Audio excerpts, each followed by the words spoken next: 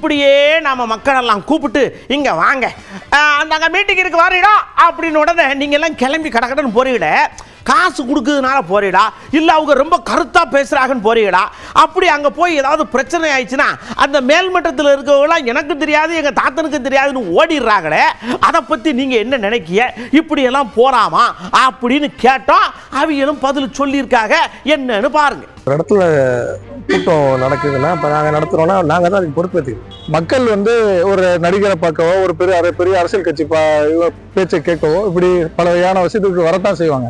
அதுனா எந்த அரசியல் கட்சி அந்த நிகழ்ச்சியை ஏற்பாடு பண்றாலோ அந்த தலைவர் தான். அரசியல் கூட்டங்கள் கூட்டுறப்போ அந்த கூட்டத்தை யாரு கூட்டுறாங்களோ அவங்க தான் அந்த நல்லது கெட்டது எல்லாத்துக்குமே பொறுப்பாக முடியும். அப்பாவி மக்கள் இறந்து போகிறது தான் எல்லா விஷயத்திலையுமே நம்ம பார்க்க வேண்டியது இருக்குது. அரசியல் கட்சி தலைவர்களோ ஆட்சி மன்ற குழுக்கள் உள்ளவங்களோ யாரும் பாதிக்கப்பட மாட்டேங்காங்க. எந்த பார்ட்டி இது பொதுக்குழு நடக்குதோ அதுக்கான இழப்பீடு அந்த கட்சிக்காரங்க தான் கொடுக்கணுன்றது தான் எங்களோட கருத்து. கூட்டங்கள் நடந்ததுன்னா அரசியல் தலைவர்களை பார்க்கறதுக்காக தான் மக்கள் திரள்றாங்க. முழுக்க முழுக்க இது மக்களோட அறியாமையை தான் இதை காட்டுது. ஒரு 60-70% காசுக்காக தான் வராங்க. காசுக்காகவும் வராங்க, அரசியல் பிரமுகர் இது மாதிரி இப்போ ஒரு சினிமா நடிகர் அது மாதிரி வராங்கன்னா அது மாதிரி பார்க்கறதுக்கும் வராங்க. நம்ம ஆளுங்க பேசுகிறாங்க, அவங்களும் பார்க்கணும், நம்ம என்ன பேசுகிறாங்கன்னு கேட்கணும், எல்லாத்துக்குமே தான் வராங்க. மக்களுக்கு அறிவு கிடையாது, போக வேண்டியது அதுக்குன்னு இப்படி போய் என்னத்தை குழந்தை கூட்டிடலாமா? மீட்டிங் போனால் ஆறு போகணும், இல்லை கட்சிக்காரங்க போகலாம், இல்லை அவ்வளோ கூட்ட நெரிசல் அப்படி போகணும் என்ன இருக்குது? இந்த சின்ன குழந்தைங்களை எல்லாம் கூட்டிட்டு வந்தது மிகப்பெரிய தப்பு.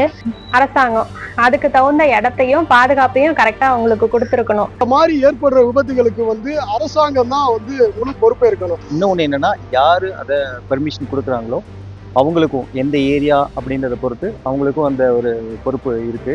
அதனால மக்கள் விருப்பத்தோடு இருந்து இது மாதிரி அசம்பாவிதத்துல இருந்து தவிர்த்துக்கிறது நல்லது. மக்களுக்கு முதல்ல ரெஸ்பான்சிபிலிட்டிஸ் வேணும். ஏன்னா இப்போ சமீபத்தில் இப்போ அரசியல் வருது, எலெக்ஷன் வருது, எல்லாம் தான் மீட்டிங் போட தான் செய்வாங்க.